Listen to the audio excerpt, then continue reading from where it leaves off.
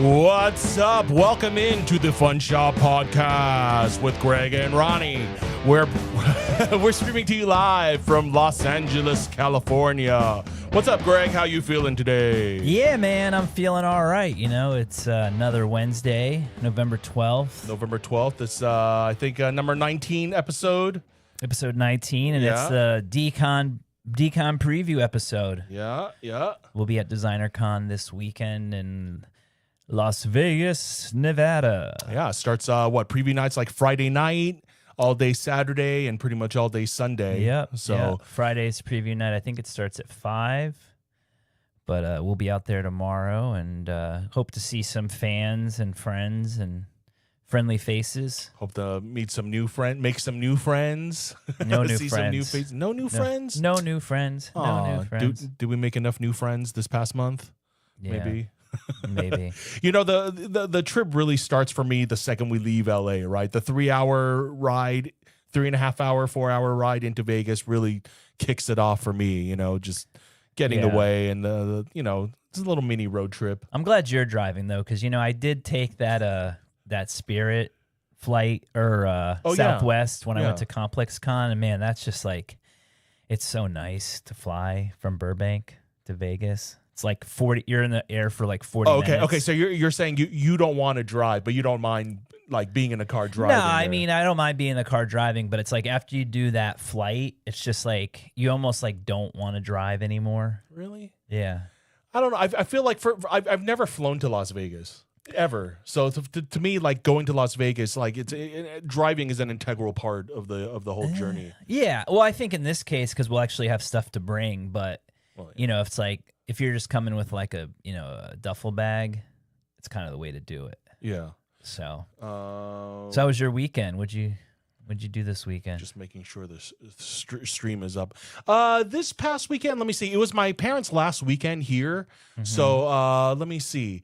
Oh, Saturday we went out to the Brain Dead. Oh yeah, that's right. The Godzilla movie thing, and yeah, they had like they released a collaboration, Brain Dead / Godzilla. So they had like some.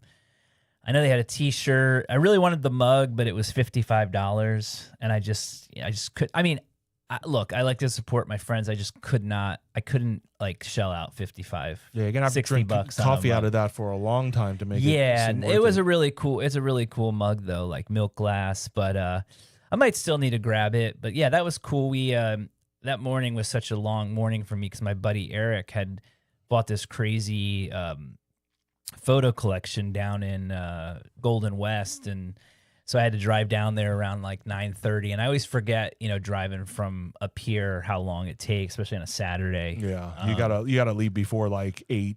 But we got everything done. It was like came back. Yeah. I dropped the shit off at his place. Then we, you came over, and we went over to the, and actually, that was also we ran into Vintage Selection, and we were like.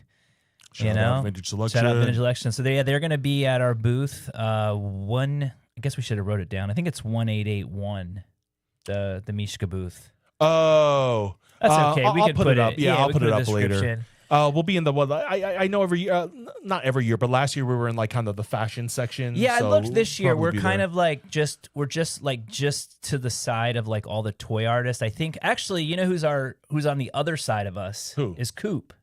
No way. Yeah. So I was like pretty stoked when I saw that because I haven't really seen Coop in a while. Yeah. And he also has like so basically we have a 10x20 and then he has the 10x20 behind us. Nice. All right. I'm going to wear my Coop shirt. Yeah. So that would be pretty cool. And we'll be we're actually right by the toy section, which is perfect because Vintage Selection, I mean, they actually just posted a preview on Instagram of some of the things they're going to bring. So, I mean, Kev does a really good job with curating the toys. He gets some like really good. I mean, I guess he sells some stuff to me too, so that's probably why he has such good stuff. But no, I'm just kidding, half kidding. But no, he's really good. They're good. I don't know what they're bringing exactly, but he like posted some of the toys, some of the vintage stuff. And the good thing about them too is like they don't just do like vintage, like they do vintage from like 60s through the 2000s. It's just like anything that's out of basically anything that's out of production, that they were able to bring in the shop. So I don't know, man. I think it's gonna be a fun Dcon. Mishka wise, like we don't really have any exclusive drops. I mean, I was pleasantly surprised that Ron English, gave a nod to the Death Adder on his Bear Brick, which was part of the artist series, which is cool because it's Scott Tolson, Tolson, Candy Bolton. Sorry, I had a brain for it. Candy Bolton, Matt Gondik, Mutant Vinyl Hardcore, and Ron English. And so if you check out like the Mishka blog or Mishka like Instagram, you could see a photo of it. So I guess 12 years ago, Mishka did a collab with Propaganda, which is Ron's like label, and at the time it was like a fashion label.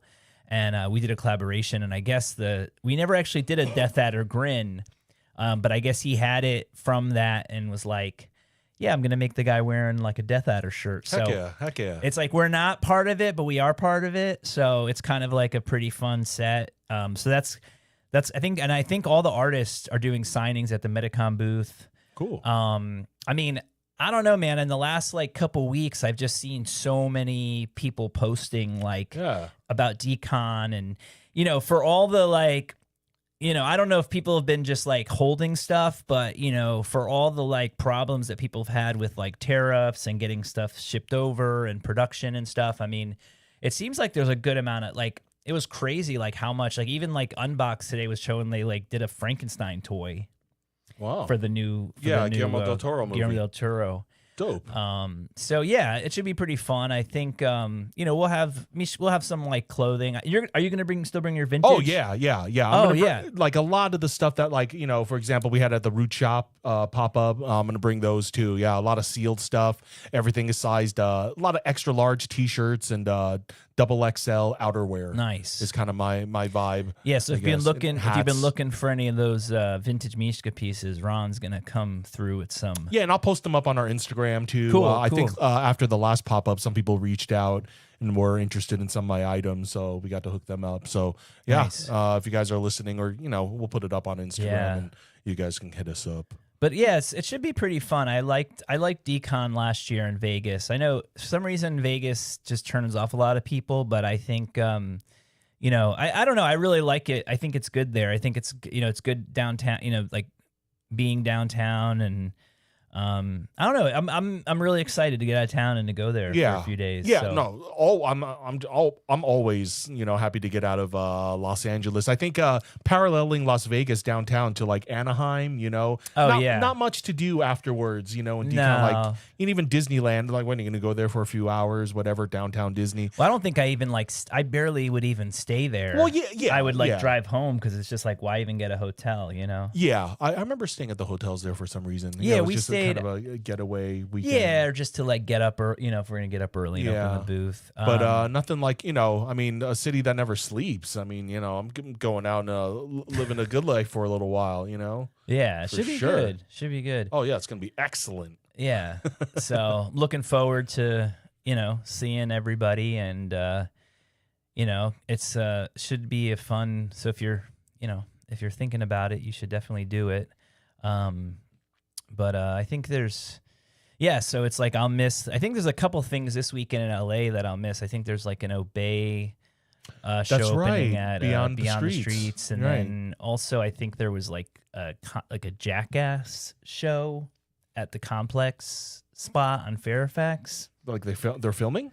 No, I think it's like they're doing an art show. Interesting. Photographs and like memorabilia and stuff. Okay, yeah, probably just photos and things. I don't really know too much about it, but I guess if you're going to stay in town, that's probably worth checking out.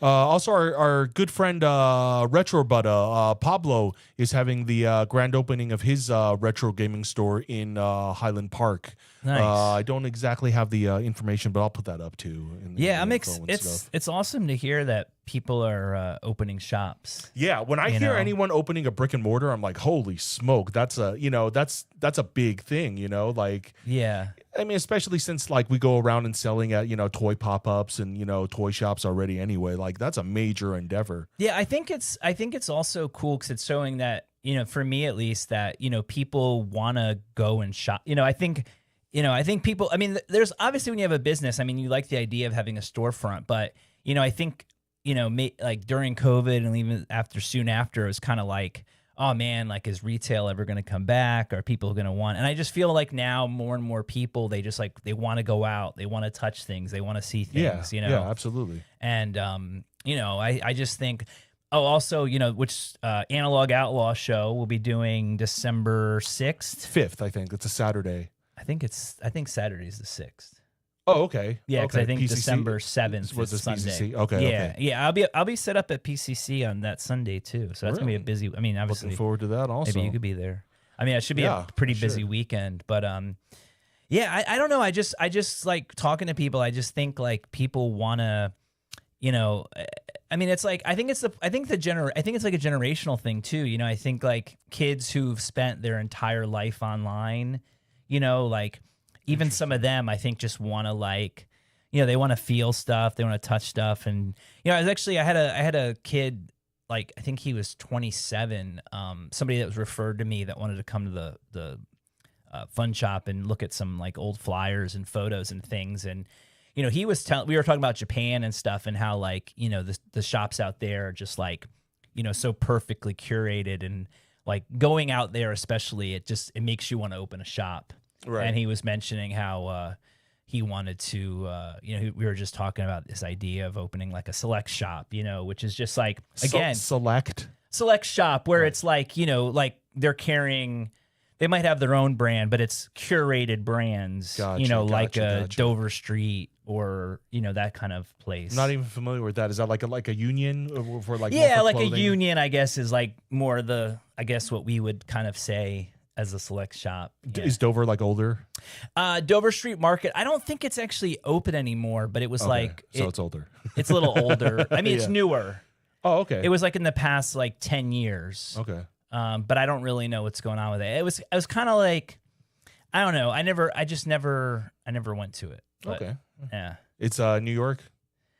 I think there was one in New York and LA. I don't know. I could be totally wrong. I mean, I have to Google it afterwards. I just know that I just felt like I heard that it had closed. But yeah, it's also like, I think you had left, but when we were at the Carrot pop-up last week, not this past weekend, the week before last. It was 2 weeks ago. Yeah, I told you that I went to the bodega store because I'd never actually been to the bodega store at the Row. So if you've never, that's actually a pretty fun thing to do if you're in Cali or if you just happen to go down there, because the bodega store, like the original in Boston, it's like, it's like you go and it looks just like a regular like grocery shop, and then you go in and it's this like beautiful sneaker store. We tricked you. Similar vibe. It's like a speakeasy. Yeah. Yeah, and there's always a lot of events down there in Row downtown LA too. You can always catch like a Pickwick Vintage or like, some sort of pop-up. So it's a very, very fun place. Very clean. These are, and I think I like their concept because to me it's more of like a real speakeasy. I just feel like the whole speakeasy thing is like just become this like, it's kitsch. It's kitsch where you're like, oh, it's a speakeasy, and it's like, it's okay. It's like, I get it. It's fun. It's fun. It's fun for the alcohol culture, I know. I just kind of hate it when it's like a forced thing. Like I like things like, like Sunshine Laundry, which was a spot in Greenpoint where it was like a laundromat, and then like a real laundromat. And then they had, at a certain point, they started putting pinball machines. And then now, like, you go through one of the like washing machines or dryers, and there's like this bar in the back with like, a pool table and music and but it really is like this, kind of hidden thing where I think sometimes it's just like, oh, you just got to go to this basement and, I don't know. Can you still do laundry there? Or yeah, no, you can. Oh, okay. I mean, I don't know. It's been years, but I mean, I know last you could which made it even more of a speakeasy because like, the actual front was functioning. Yeah, right. Exactly. Like it was like an actual front for a bar. The Chinese part of me was always curious about the laundries. Yeah. I don't know why. Yeah. I don't get it. It's historical. It doesn't matter. Speaking of historical, so we got to say rest in peace today to the penny. Today. R.I.P. 1 cent. Yeah. Yeah. R.I.P. the 1 cent. Yeah. Last one was minted today. That's it. I guess it's, we've been saying it for years and years. It's cost too much to make, right? But I guess they finally did it. to open. Yeah. Does it coincide with the government shutdown getting ended? And Maybe that was the whole Epstein and all that, conspiracy. right? Yeah, Epstein's penny. Maybe they'll put Epstein on the new penny. Oh, geez. Hopefully Juan Epstein, though. That'd be funnier. I don't know Juan Epstein. You never watched Welcome Back, Kotter? No, I haven't. Oh, shit. That was like John Travolta's like kind of his like breakout role. Yeah, I know the show, and I know he was on it. He's Vinny Barbarino, but Vinny Barbarino, yeah. I don't know Juan Epstein.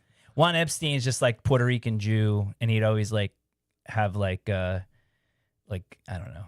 He'd go, "Ooh, Mr. Cod." Oh no, that was I'm thinking of. Was that Vinny? No, that was another guy. All right, it doesn't remember. Yeah, my favorite Penny stuff. I think I told you before was the Pee-wee's Playhouse Penny character, where she'd pop up and she'd rub her eyes and they did a little claymation thing for a little while. So that was. Did you ever watch the Paul Rubin documentary? No, I have not. I think I can't recall now, but I feel like they weren't at first. They weren't even like sure about putting that. I think it was one of those things where like I think maybe Pee-wee wanted it, or I don't know. Remember, I don't recall it right now, but it was something where I don't think they thought how successful that would be. But for whatever reason, yeah, me too. When I was a kid, I like. Yeah, look forward to the penny skit. The penny skit. Mm-hmm. Maybe it was just like because of the pennies, but also because of the claymation and stuff. And she was such a pure innocent character, just like a Marcel the Shell, seashell type, really innocent. I don't know who that is. It's like an A24, really heartwarming, touching movie about this little seashell that walks around, Marcel the Shell. Oh, this is like a new thing? Yeah, it came out a couple of years ago. How would I reference that to Penny when that came out in like the late 80s? It's the character and the spirit of the character and the inness. But you were saying it like you watched it back then. You're like, it's like Marcel the Shell, but then that just came out. I apologize for giving off that vibe. I didn't mean being like that. I thought it was like some old. I thought it was maybe like some old, like TV show that I missed or something. No. It came out a few years ago. But, okay. I'm just doing character comparisons. Oh, okay. Yeah, no, I'm not familiar with Marcel the Shell. I don't even remember really what Penny was about. I just remember her. I think she would talk about her cat and talk about her day and just really mundane things she did, and it's like, okay, yeah, like it was raining, I had to put on a raincoat or something, like my cat got scared, just like really mundane things, yeah, that we could relate to. But yeah, R.I.P. to Penny.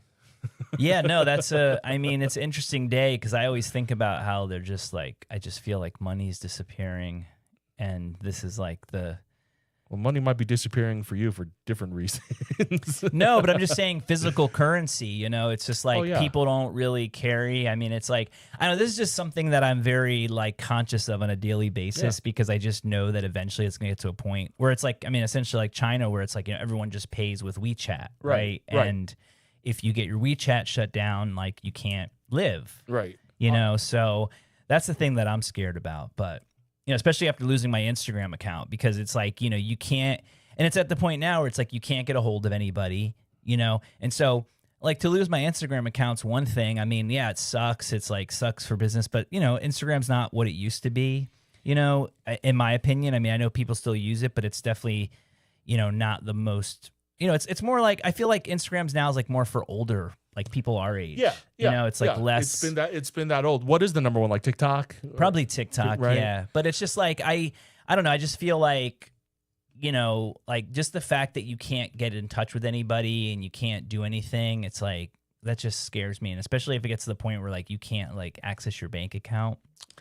I mean, parallel to that, I mean, we're not really, it's like we're talking about customer service and we're not really customers on Instagram because we're not paying for anything really, so there's that gray area of what dude, I was paying $30 a month for whatever to have the check. So you should no, but what I'm saying is the point being is I just think that's where the future is going, where everything is going to be AI and everything's going to be you can't talk to anybody. And so I'm actually I think it's easy, the penny, I think we'll remember this day. This will be definitely a day in history where, it's it's kind of cute, the penny is dead. It's and everyone's it costs too much money to make it or nobody carries pennies. But, it's more of a sad day to me because they're like getting rid of currency.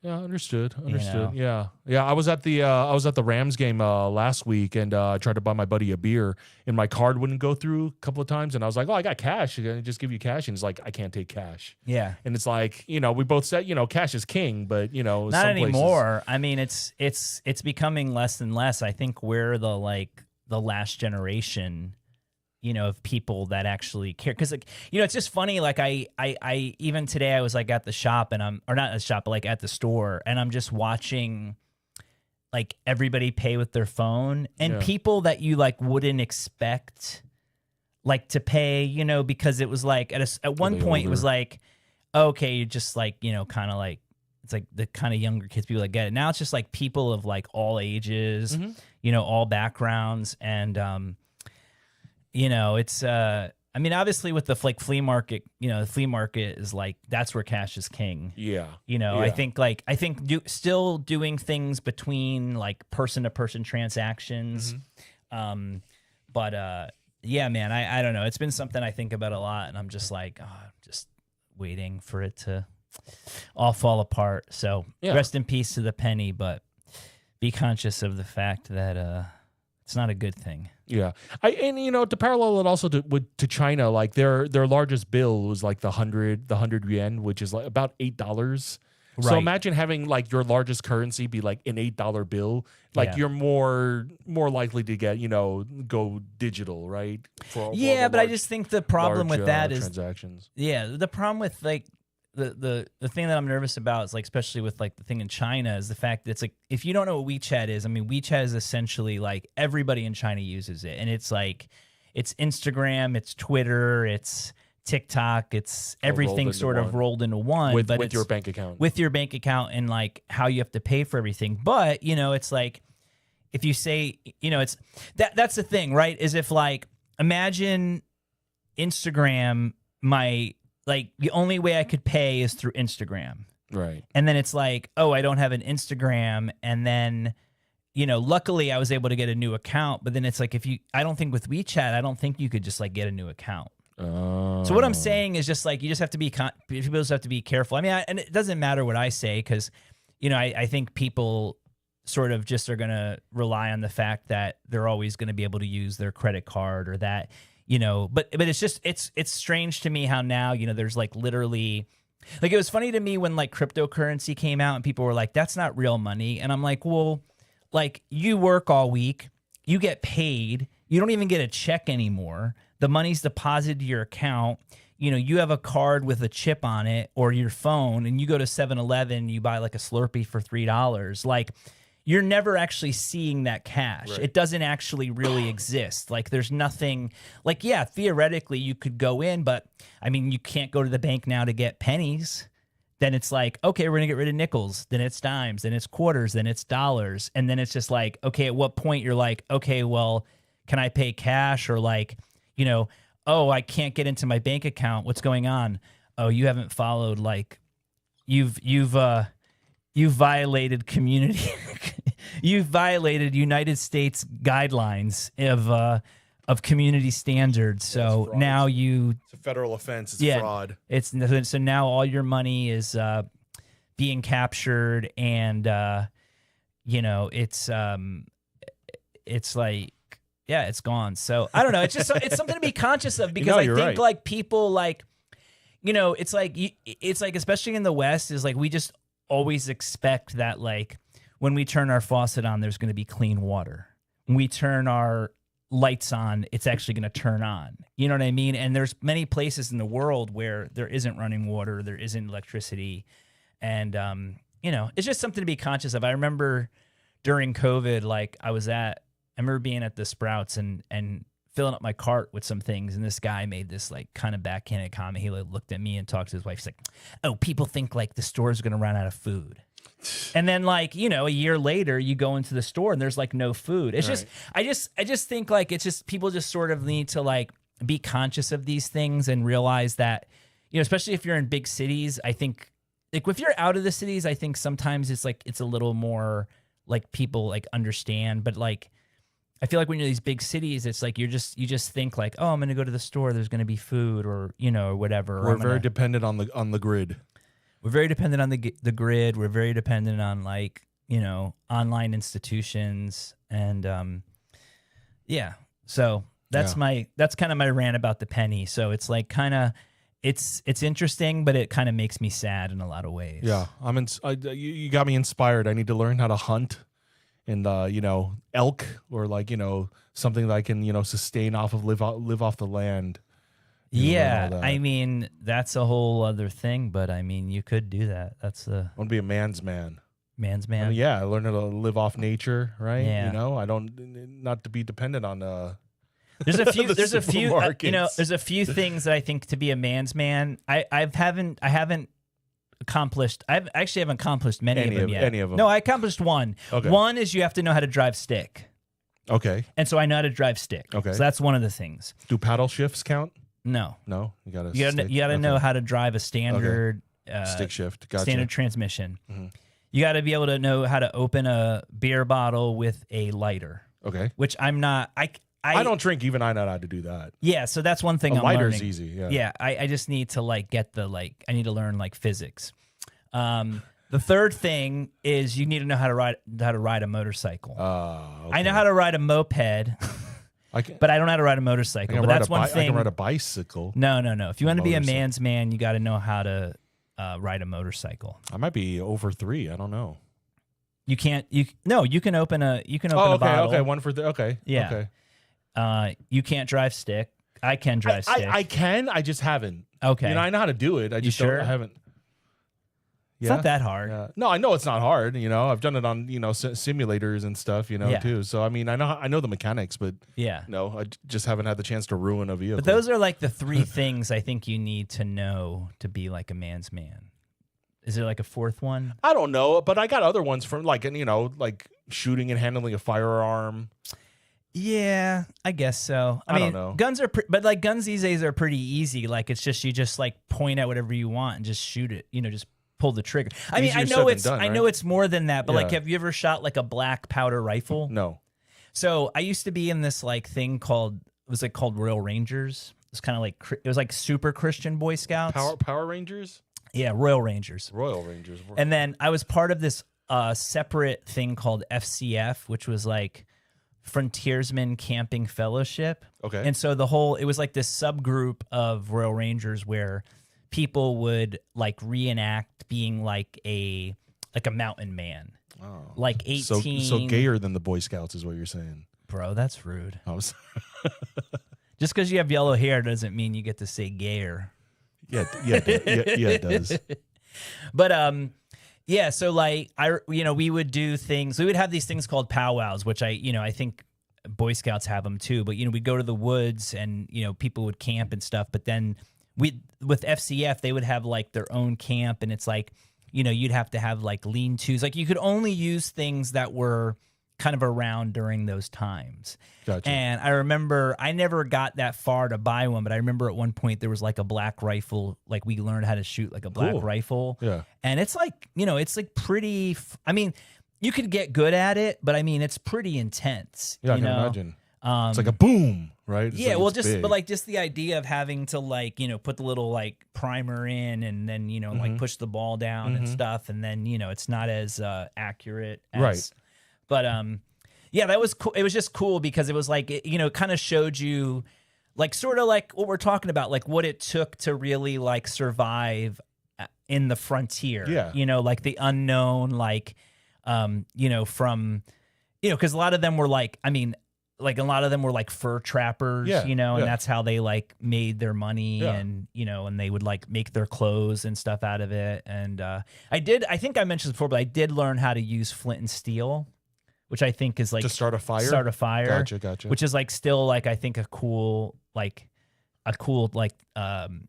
skill to have. Yeah, starting a fire in nature. Yeah, absolutely. You need to know how to do that. Yeah, I mean, I guess that's and I guess I still know how to do a lot of tie a lot of knots. I feel you need to learn some good knots if you want to be a man's a man's man. Yeah, a Sailor square style. knot, sailor knot,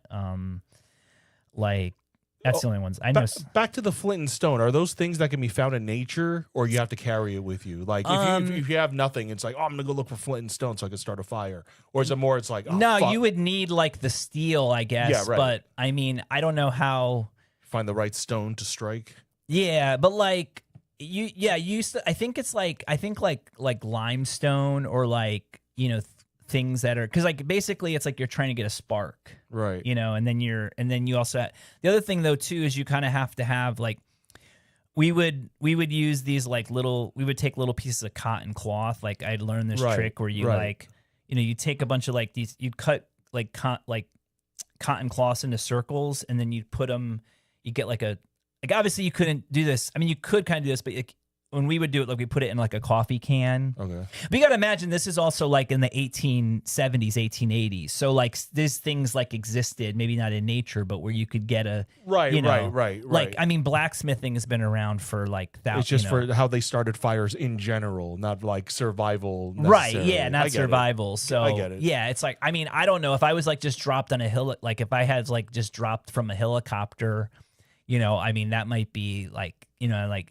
I guess depending on what I'd have, if I just had like a pocket knife, I mean, I don't know how far I would get. I mean, I'd be okay, but like, I don't think I could start a fire with just like a pocket knife. Yeah, right. No, I get it. Like you could rub sticks together, I guess, or friction, do a little bow, yeah. Do a little bow. But I mean, that's just gonna like. That seems the most recommended Native American style, right? You still like the thing is like you still need that like tension, tension, but it's like the little like we'd call it like charred cloth.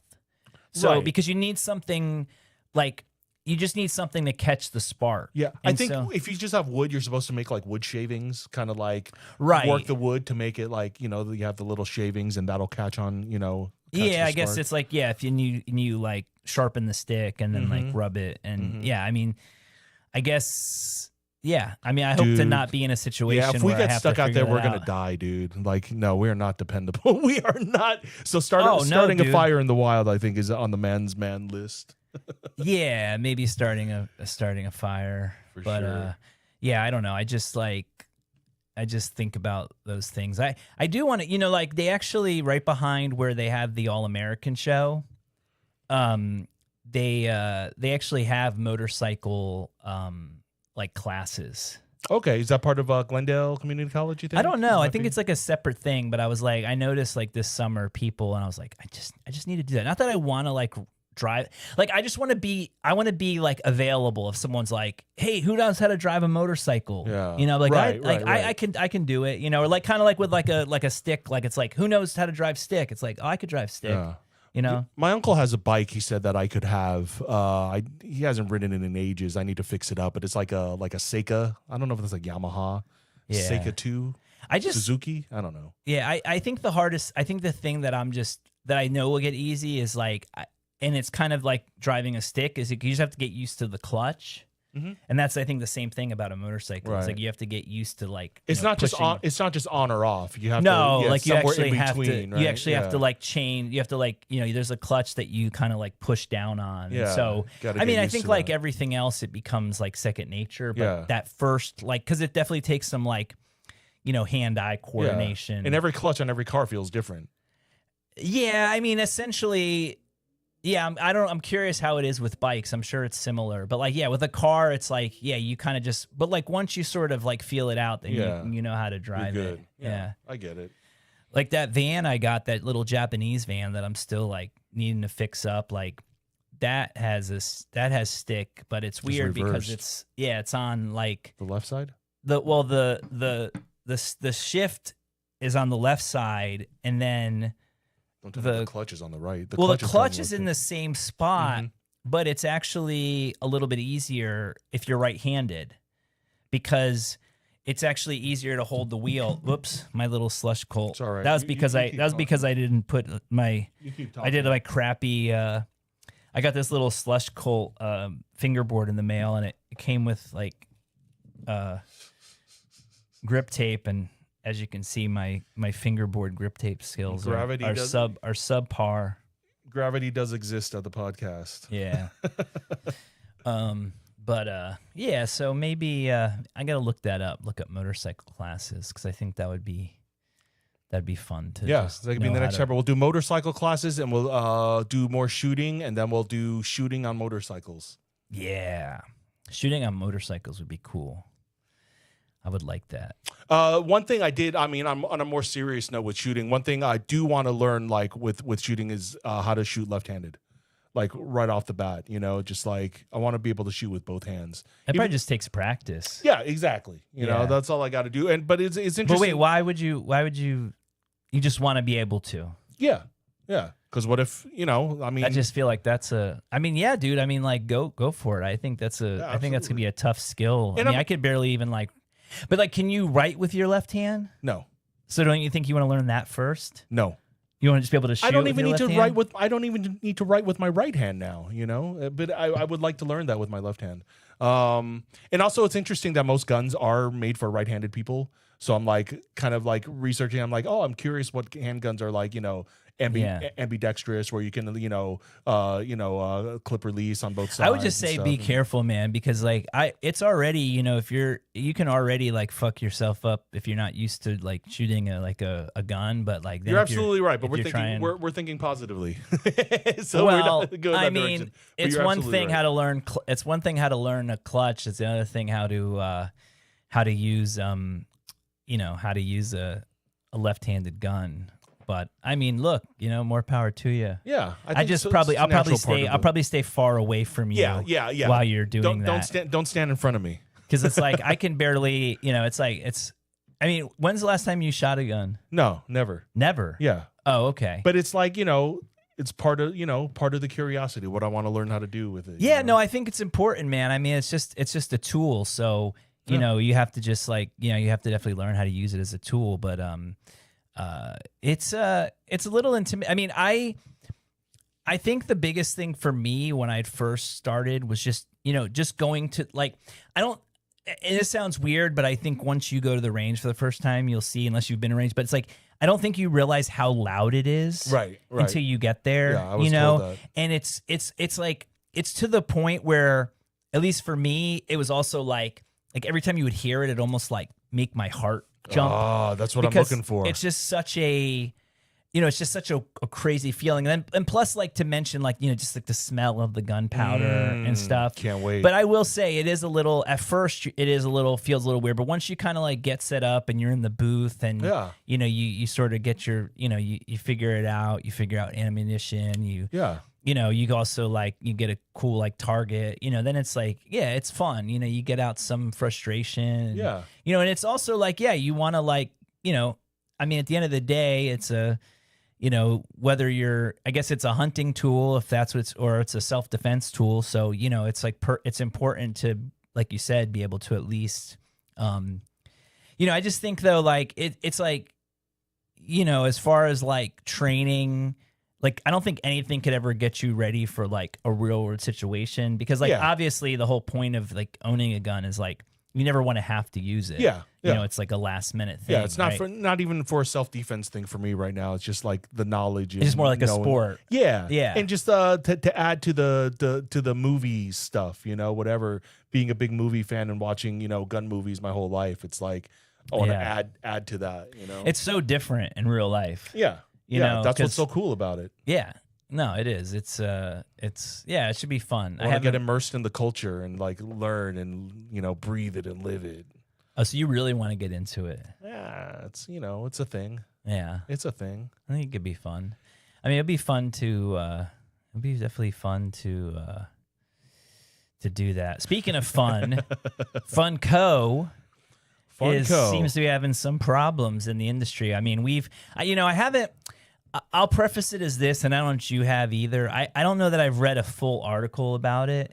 I think it's mostly been headlines, but I think this has been something that's kind of been happening for a while, you know, like the Funko, you know, I mean, the pops, you know, because I mean, the one thing I'll give credit to Funko for doing was really, you know, sort of, you know, they kind of pushed this whole sort of licensing thing to another level where, I mean, it got to the point in my eyes, and I remember I would say this to people, is like, you know, Funko was smart because they would do like any license. So it's almost like even if you didn't like the Funkos, there would be at some point there would be some license that you. I mean, even though I don't think I ever even like.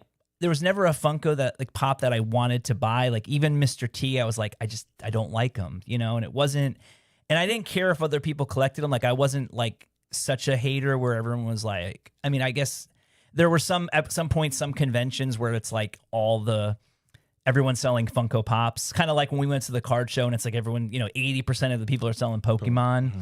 But, you know, Funko it was smart. And the reason I think they like lasted for so, you know, and it's not, that's the other thing too, right? It's not like they're going away probably. It's just probably like they're not making as much money and they're probably not doing as much. But I think the license thing was kind of like a breakthrough thing, especially for toys. And it showed that, you know, you could have a platform toy essentially, and you could run it through all these different licenses.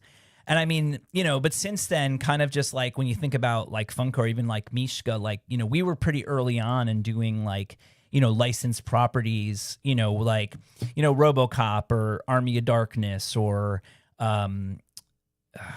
you know, whatever, Harvey Comics, you know, and like now it's like, now it's like everything's licensing, right? Because it's like everything's nostalgia. It's like everyone wants stuff. Or at least for a while, I feel like, you know, now I'm like, I don't know, because, you know, it's like, you know, I'll go to a Target now and I'll go to like the kind of like adult toy section. Right, the hobby section. And it's just so funny to me because I'm just like, who's buying this crap?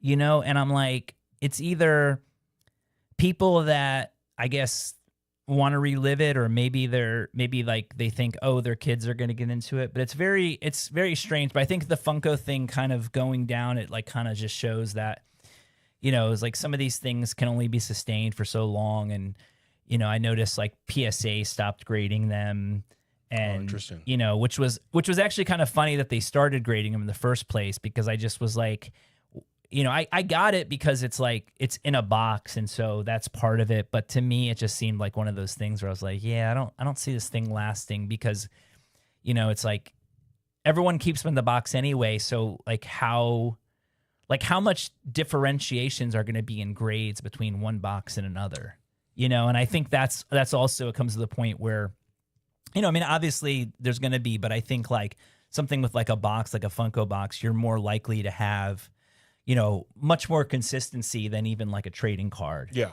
Right. You know? Right. But yeah, I'm curious to like actually I feel like now it's like I should actually read the story. Yeah. The news like I guess the article we didn't really say out loud, but I guess in the past 9 months they're reporting like something like a $63 or $68 million loss. Was the big news, and they're on their way to bankruptcy. Was the headline. So very telling about you know, a very big part of the hobby and toy. Well, I think industry, I think everybody, you know, it's like I've been talking to so many different people that, you know, from like people that produce their own stuff to people that resell stuff, and you know, it's like I think it's, you know, we're all surviving, but I think it's just down generally. You know, it's like, or like Mike Jones pointed out that you know, with the rise of the Labubus this year, it's no wonder that, you know, another company would kind of take a hit I mean, that. There's but like I don't know, I feel like Labubu is still like more of a fad than like it's like I don't think Labubu is going to have as long as a life, because I mean, think about Funko, dude. Like they've been around now for what, 20 years, like over 20 years, and it's not like Funko's going to go anywhere. I mean, they're gonna, you know, I mean, they got really lucky with the pop. You know, maybe it's like the next thing that they license, or you know, I mean, I'm sure it's just like anything else. I think there's still going to be people that are going to collect them and trade them. It's just not going to be as, you know. But yeah, I mean, Labubu has definitely kind of taken over that like sort of cute market. Plus, you know, I think it's going to be interesting, because I think at this Dcon we're going to see a lot more of that kind of style, like small plush things that you can like attach to your bag. Like I almost guarantee you there's going to be like hundreds of different things of people kind of following. I mean, fuck it, dude. I wish we would have made like, I mean, I was trying to get the guys to make it, but it's never, I mean, I was actually, the guys that do Mishka, they were actually we were working on like a plush Like a twerp. No, like a plush keep watch. Okay. And then I guess whatever factory they were using or they were going to work with got like shut down for making like fake Labubus. Oh no. And selling them at like 7-Eleven. Nice. So yeah, that kind of like solidified. And then I wasn't told that had happened, so it kind of stopped it. But I think that's going to be a trend. I think we're going to see a lot of trading cards. I noticed Saturday Morning Cartoons did some cards with Dcon, Designercon, and they're going to have a booth, so we'll probably see those guys out there. Do you know what characters offhand? Or the Dcon mascot? I mean, they're doing like Vincent cards, like the Dcon mascot. Right. I think it's like, but I mean, if you like their cards, I mean, it's very like, their cards are very obviously art and comic driven. They're easily digestible. Yeah, I mean, I think they did like a Rocketeer thing that's coming out. Yeah, and I know their Street Fighter ones did well. Street Fighter, yeah. So I think, but I also think that's going to be like one of the trends. I just think we're going to see a lot of like small plush things to put in your bag, and we're going to see a lot of trading cards. Okay. I mean, I don't know. I'm just thinking. Yeah, I hope to. I want to see. I mean, back to Dcon in Las Vegas, but yeah, hit up those graded card dispenser things and the signed jerseys. I want to hit up some of those. I think I'm just gonna watch you this time. I don't think I'm gonna gamble. Oh, I'm not. I'm not gonna gamble the tables. I want to gamble on those. No, but I'm just saying, I'm not even gonna gamble with that stuff. I think I'm just gonna watch you because I think like I don't know. We had fun. No, I mean maybe I'll buy one, but my money's my money's tight, dude. It's not what it was a year ago. I hear you. I can't be gambling too much. Gotta hope for the best. Yeah, not too much. No one's saying too much, but even having interest, just a little bit. Just check a little it out bit. if we can even find them.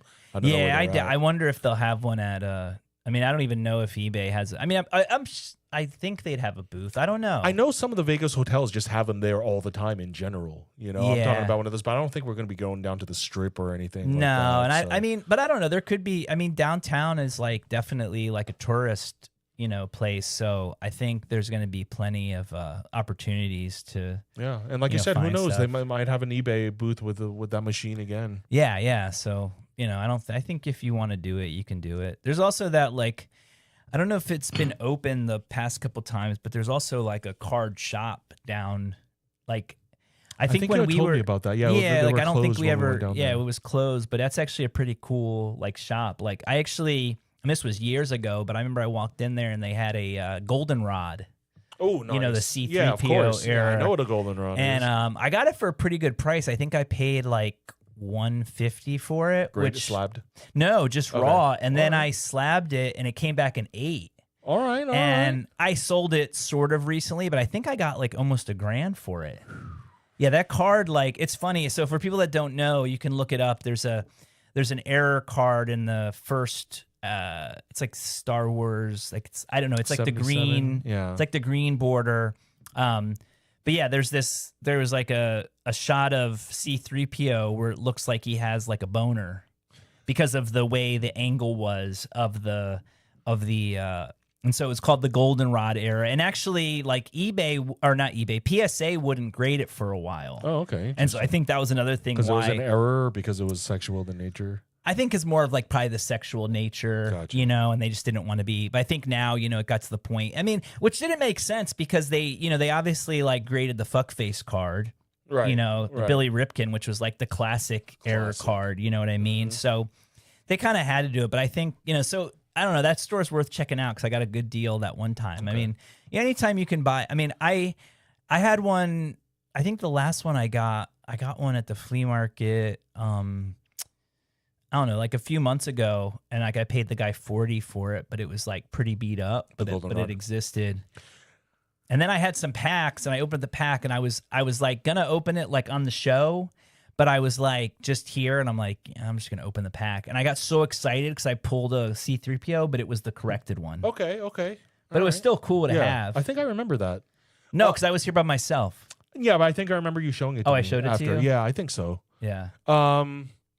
Realistically, I think maybe only Friday during the day before the show we might have time to go there. Like, because what other time? If they're not open at night, we won't have time. Oh, right. With the show yeah, I don't know. I mean, but also too, remember we're going to be staying right there because last time we stayed more towards the Strip because I thought at the time for whatever reason we'd be going to ComplexCon more.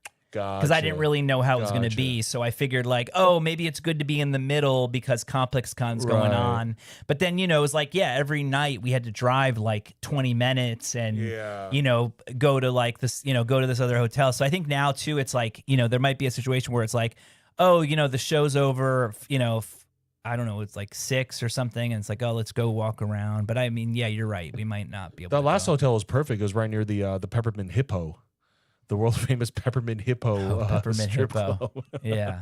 I don't think we'll go there this time, but no, that's you and Jared can go if he's here. No, I don't think he's coming this year. He's gonna be in New York or something. Yeah. So we're gonna, you know. We're gonna play it safe. No, not play it safe, but you know, do other adult things. Yeah, that's I think that was like. I mean, look, I'm not really. I think I've told you I'm not really a strip club guy. Nor am I. I say every time, but I go sometimes and I enjoy myself. But yeah, no, I've just never been. I've just never been that. Like, I'd rather go to a toy store than a strip club.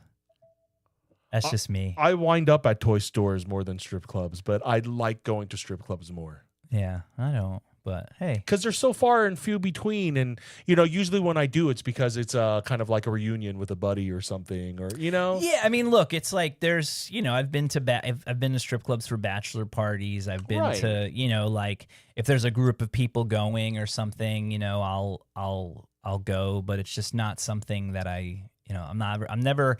It's just funny because like, you know, even like Thursday night, you were like, oh, that's like the Steve Aoki party. And I'm sure we'll probably end up going, but I'm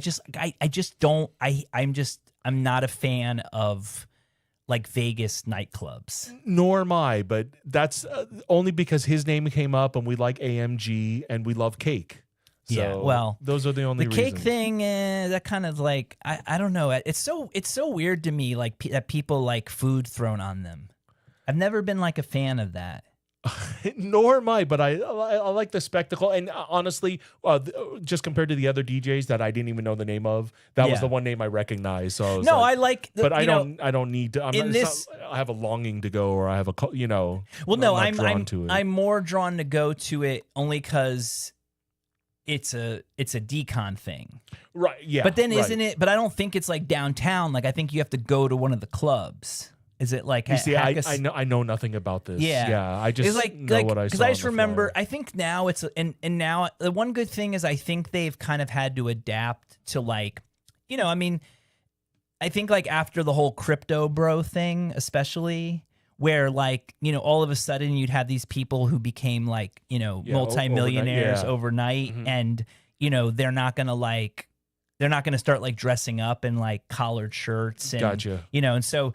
You know, it used to be where it's like, you know, if you went to like one of those clubs, it's like, oh, you can't wear shorts, you can't wear a hat, you know. But I think now it's like they're worried, like, okay, this guy wearing like that looks like a bum could be like a multimillionaire or billionaire, so we're not going to turn anyone away. Okay. So in that case, it's like I don't mind that much. But I used to just hate that shit where it was just like, you know, you're behind a velvet rope. There's all these just like, you know, giant dudes that are like want it, like they just want to hurt you if they get a chance. They're just like waiting for you to like. But I understand the collared shirts with the slacks and the dress shoes at a dance club. Yeah, I never got that. No, I mean, being like a '90s raver, you know, I want to go to a dirty rave. You know, I don't want to, you know, go to a nice clean club like that with, you know, dressed up people. It looks like a wedding. But I mean, that's just the style. I mean, I guess that's where the thing that's the thing that kind of like where I don't get that excited about Vegas, because I think like a lot of Vegas to me is just like, and this sounds like generic, but it's like an adult Disney World, where in the sense where it's like you don't go to Disney World for the people, you just happen to like, but you can't not be around those people. So all of a sudden, you know, you go to Disney and you're just around all these people from like all over the world and all over the country. And I mean, some of them are just like people you would never encounter in your life or never want to encounter. And I feel like that's Vegas, where you're just like, you're hanging out, you're encountering people. And so they're like, oh, this is how you dress up when you go to a nightclub, you know? And so there's just that like almost like uniform that you wear. But I don't know. I'll at least wear pants. Wow. Yeah, man. Holy cow. I'll wear pants. Not the not shorts. I'll wear denim pants. I'll wear like jeans. Yeah. But not like I'm more for a casual vibe too. I mean, I'm not trying to dress up to go anywhere, you know. Yeah. That's like my only thing. I'm just like, okay, if we're going to go to that, it's like, you know, do we roll like it's almost like I want to roll with the entourage, you know? Yeah. I want to go to the group of Dcon people. Where it's like we get there, we get right in. We don't have to worry. Yeah. You know, we get inside, we can go buy our $17 beer. I'll take two. I'll take two. You know, and but yeah, man, look, I think it's gonna be a fun weekend. I know those guys, like, you know, they've been working hard, and you know, now that they've actually been in Vegas for a few years, and you know, I feel like their store is doing, you know, the 3D retro store is doing really well, and you know, like that's the thing that I do like about Vegas is like, because it's such a hospitality town, like if you get into that, like people are very. Like they're very hospitable, you know. It's like they're very much like helping each other out, you know. So I think in this case, you know, it will be an interesting, you know, it should be fun. I'm gonna go. Look, I'm negative a lot, but I'm gonna go with the positive thoughts and all right, you know, try to have some fun. We cannot lose this weekend. We cannot. No. Yeah, well, that's just if you don't gamble, you can't lose. Right. Yeah. Right. Well, but I'm gonna stay away. I'm gonna stay away from all. You know, like I mean, if I do, I mean, I always budget myself, and so I'm pretty good. Like I like to gamble, but I'm also like really good if like, you know, if I'm like, okay, I'm not gonna lose more than $500. Like that's it. Like I don't take out more money to try to like get myself back. It back. It's like, okay, I lost the 500, I lost 300, whatever is, and I'm good. Yeah. It's like you got it out of your system. You know, it's just like. I'm cool. Like I don't need. It's when I get the house money where I'm dangerous. Yeah, I get a lot of house money. I'm like, oh, okay. Yeah, no, with the house money, then it's just like, you know, you can't lose. No. I mean, you can always. I mean, I don't know. That's far and few between, though, so we don't get to talk. But I feel like that going to the flea market too. Like if I don't spend money, I'm like, oh, well, like I'm up. Right, yeah. Even though I mean, especially if you didn't find anything that like you can't live without, or you didn't find the right thing to like flip, you know, right. Then you're just like you're in a situation where you're like, well, I still have $100 left in my pocket. Yeah, so. yeah. I'll have myself a nice little lunch or something. Yeah, exactly. Well, if you could find a place that takes the cash. Oh boy, let's not get into that again. That's the problem. Because it's like it's funny, right? Because it's the exact reverse at the flea market. Yeah, like people are like, you know, people are like, do you accept Venmo? Yeah, you know. And now a lot of people do, but you know, it's still cash is king at the flea market. Of course. I feel like I don't know why. It's like I feel like it's, you know, if you're paying with cash, it's easier to haggle with, you know, to kind of bargain the. Of course, yeah, because you're. I don't know why. Well, because it feels like it's built in. Well, the reason, yeah, it's just a built-in model, and plus, you know, it's like, you know, it's a fun time. Well, do you want to check and see? I know you're checking the comments the whole time. So like how it should work is that we just check the comments at the end, except you fucking check in it every second. I'm not checking the comments. I'm just checking the feed. The feed. I'm just joking. I didn't refer to them at all. I'm just but I'm glad you didn't. But we should check it. Let's see who's listening. Not a whole lot. Dcon, you know. Kevin, Trap Ninja, of course. Johnny Ryan has nothing else better to do. No, I'm just kidding. We love Johnny. Yeah, check out the Bunny Ranch. Yeah, I don't know that, you know. I love my snow bunnies, but I don't know if we'll have time to check out the Bunny Ranch there. Yeah, it's a little bit more expensive, I think. I don't know. I mean, I don't know. I'm just again, it's like, you know, if I'm not really going to a strip club, I'm not necessarily like being like, oh, let's go to a whorehouse instead. Yeah. You know what I mean? But out of curiosity, you know, I mean, like a couple of G's, I think, for a full experience. Oh, is it? I think something. I've never like even looked into it, but I feel. I have. I mean, I've only seen, you know, obviously I collect stuff that's like, you know, I like finding like old flyers or business cards for the different, you know, ranches, but I've never, you know, I think I might have been like gone on the site, or I read something sometimes that it's like, yeah, I didn't realize that it's like like thousands of dollars. Yeah, like it's not like something you can just go in like it's like a few $100. I think Right. you got to like you're planning to drop like Yeah. $1,000 or more. But they have like, I mean, like services, like you could spend the night there. They have like a restaurant. You know what I'm saying? It's like a full service thing where it's like you can like spend time there. They have an all-you-can-eat seafood buffet. Oh, I don't even know what that means. I thought Holy you were smoke. I thought that's what you were telling me you were going to go to the all-you-can-eat seafood buffet. Okay, just to clear the air, it's called the Oyster Bar at the Palace Station. It's open 24/7. It's like a 15, 16 seat cedar oyster bar. Got the best pan roasts in the world. And okay. yeah. It's Because you were scaring me because you're like, I want to go to this like. it's called the Oyster Bar. But look, I know, like I think I've been to an all-you-can-eat seafood buffet before years ago At the Bunny Ranch. No, yeah, at the Bunny Ranch. No, but it was somewhere downtown. I think it was like the same place where you could also buy like deep fried Oreos for like for 99 cents. Ooh, you had me at the deep fried Oreos. Yeah, That sounds good. So yeah, but it should be, I think it's going to be a fun weekend. We'll be there, booth 1881, I think, vintage selection. And it should be a really fun show. So if you can make it out, we hope to see you, say hello. And, yeah, if you're a Vegas local, definitely try to make it there. It's at the World Marketplace. So yeah, that's cool. pretty much it. Huh? Well, yeah, so that's show 19 in the can. Yeah, as we say. We've been talking about what we're doing this weekend, the entire show. So, yeah. So we'll just nothing to look forward to. We'll give you guys a recap next week, and what else to look forward to. We'll check out, and also check out our Instagram because Ronnie will be posting when we're there. Maybe we'll go live. I don't think so, but I mean, we might post some vlog stuff. Yeah. Hopefully, we'll just have better stories for next week. dude. Can't guarantee anything else, but yeah. But I think we will. I mean, we will probably. I think either this week, probably next week, or the week after that, we'll have the guys from Analog Outlaw. Oh, terrific! And to talk about the show. Yeah.